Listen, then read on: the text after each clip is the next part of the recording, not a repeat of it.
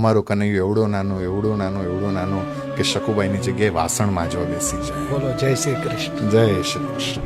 તમારા મતે શ્રી કૃષ્ણ કોણ છે? મારા મતે કૃષ્ણ એ છે જે તમને વટલાવ્યા વગર વાલ કરે ને એ કૃષ્ણ. શબ્દ પકડજો, વટલાવ્યા વગર વાલ કરે વાલ કરે એ કૃષ્ણ.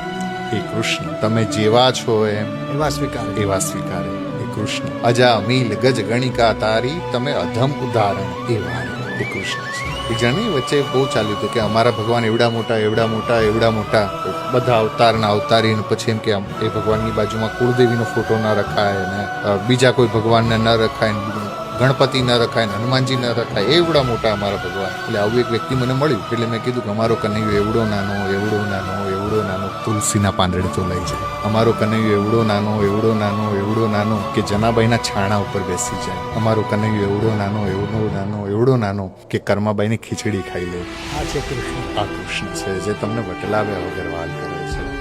હેલો મિત્રો, આવી જ ઇન્ફોર્મેટિવ રીલ્સને જોવા માટે તમે અત્યારે જ આ પેજને ફોલો કરો.